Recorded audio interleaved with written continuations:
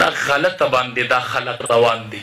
بنگله کې به پروت یو سپي به یې ساتلي او ښځه به یې نه وي زه فایده علم او ما ته سکون دی زه هم خطی سکون تا ته نشته سکون دا ټول سامان دی او د دواړو جهانو سردار فرمایي بهترین سامان په دنیا کې المرأة الصالحه هغه نیکه بیبي ده. کور دی نه خو نیکه بیبي دی گاڑی دی نه خو چې نیکه بیبي یي تا ته به سکونی تا ته به آرامی تا ته به راحتی لتسکنو الیها بیبیانو سره به تاسو ته سکون راځي. اشرف علي تانوي رحمت الله علیه لیکلی دی دا حکیم الامت دی وی چې واده دی و یا دی واده وکړو او تا ته سکون را نغی ځان له د بل واده تالاش وکړه بس د واده مقصد پوره نشو. د واده مقصد سکون دی.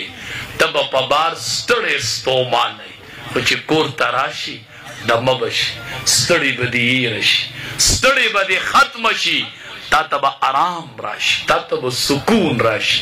قسم په الله بچو له وکئ ودونه که دا ډرامې او فلمونه یې پرې نه ښودل ما د نوم بدل کوي نوم دا ډرامې او فلمونه چې ګوري دا ودونه نشته دا سکون نشته دی.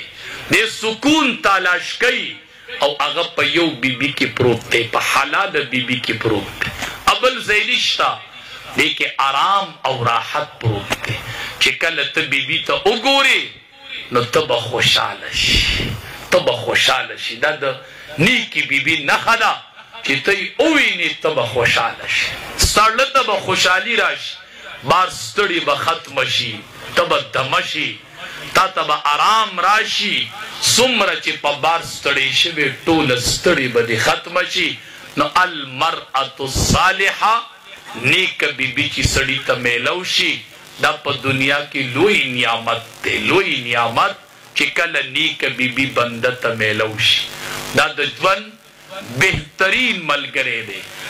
نکاح ډیره اسانه وه صحابي نکاح وکړله د دواړو جهانو سردار په اثرات ولیدل د نکاح. نبی علیہ السلام ورته وی واده دې کړی دی وی او کړی مې دی. نبی علیہ السلام ورته وی اولم ولو بشاتن ولیمه وکه کنه د واده روټۍ وکه کنه اگر کوئی یو بیزی علالک او صحابه راټول که چې مونږ دې د نکاح نه خبر شو ولیمه وکه ولو بشاتن اگر کوئی یو بیزه وي خو خلک خبر که ولیمه وکه چې مونږ ستا د واده د روټۍ نه خبر شو.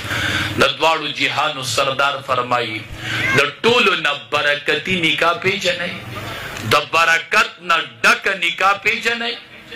برکتي نکاح د ټولو نه غوره نکاح هغه ده چې د هغې کې مشقت کمی د هغې کالې کمی د هغې سامان کمی د هغې اخراجات کمی څومره په ساده اعتبار وشي دومره په دې نکاح کې برکت دی.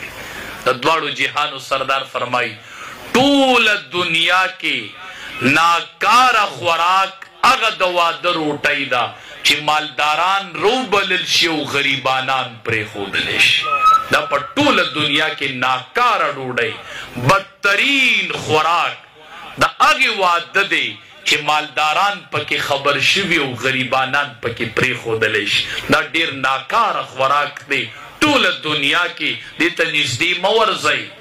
خلقو پسې کاډونه تلي دي او د کلي غریبانان صرف ګاډي شماري دومره ګاډي رالو دومره میلمانه رالو اله ګوله ده د کلي غریبانان تماشه کوي. او امام الانبیا فرمایي دې له نږدې مه ورځئ دې له نږدې مه ورځئ. نو نکاح په شریعت کې لوی اهمیت لري دا اهم رکن دی نن سبا د معاشري نکاح کول. او بیبي د دواړو جهانو سردار فرمایي الدنیا کلها متاع دنیا ټول سامان دی دنیا ټول سامان دی اړه به نه کلکئ په کور پورې به نه تړي په ګاډي پورې به نه تړي خاندان پورې به نه تړي الدنیا کلها